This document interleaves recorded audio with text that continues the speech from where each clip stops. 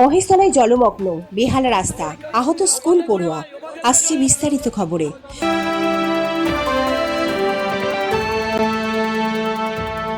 মঙ্গলবার সকালে মহেশতলা পৌরসভা বীরেন রায় রোডের ময়নাগর সংলগ্ন এলাকায় জলমগ্ন রাস্তার গর্তে পড়ে আহত হয় এক স্কুল পড়ুয়া। আহত অবস্থায় তাকে ইএসআই হাসপাতালে নিয়ে গিয়ে ভর্তি করা হয়েছে বলে জানা যায়। দীর্ঘদিন ধরে রাস্তার বিভিন্ন অংশে জল জমে থাকায় তৈরি হয়েছে একাধিক গর্ত। জল জমে থাকার গর্তগুলি বোঝা যাচ্ছে না, ফলে দুর্ঘটনার আশঙ্কা বাড়ছে। দুর্ঘটনার পর রাস্তা অবরোধ করে বিক্ষোভ দেখায় স্থানীয় বাসিন্দারা। তাদের দাবি, দ্রুত জমা জল সরিয়ে রাস্তার গর্তগুলি মেরামত করতে হবে। আজকে সকালে 8টা সাড়ে 8টা নাগাদ একটা বাচ্চা তার বাবার সঙ্গে স্কুল যায়।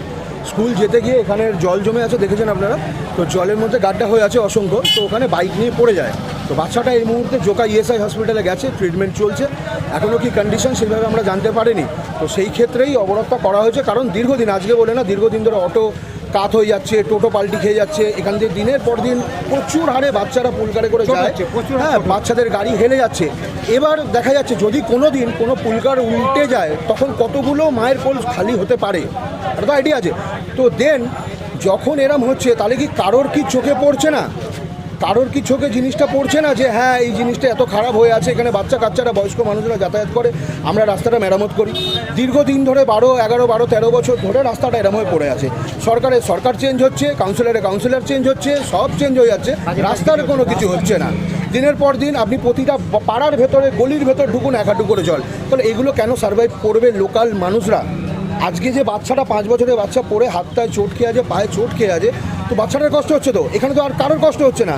তো যে যার মতো সে তার আছে, বড় বড় লোক, বড় বড় নেতা মন্ত্রী।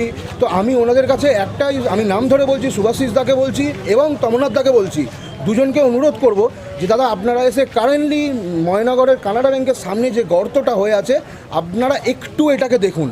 কারণ অনেক বাচ্চার জীবন নিয়ে কথা চলছে এখানে। কারণ প্রতিদিন হাজার হাজার লক্ষ লক্ষ বাচ্চারা এখান দিয়ে স্কুল যায় পুলকারে। ইভেন 2 দিন আগে, গেল সপ্তাহে আমার বাচ্চাকে নিয়ে আমি পড়ে গেছি বাইক নিয়ে, ঠিক আছে?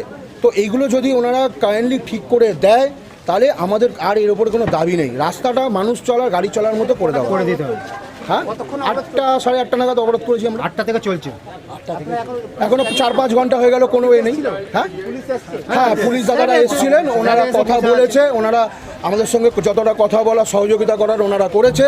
তো ওনারা বলেছে যে জানিয়েছে ওনাদের যেখানে জানানোর, ওনারা আসবে। এবার ওনারা কখন আসে সেটা তো আর পুলিশ দাদারা জানে না, যে ওরা কখন আসবে না আসবে।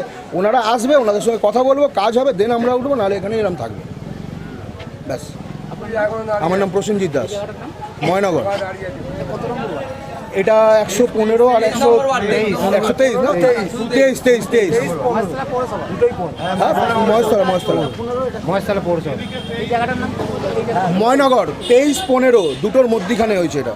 নেপথ্য ভাষী সোনালী চক্রবর্তীর সঙ্গে আরিফুল ইসলামের রিপোর্ট, সংবাদ মুখোমুখি।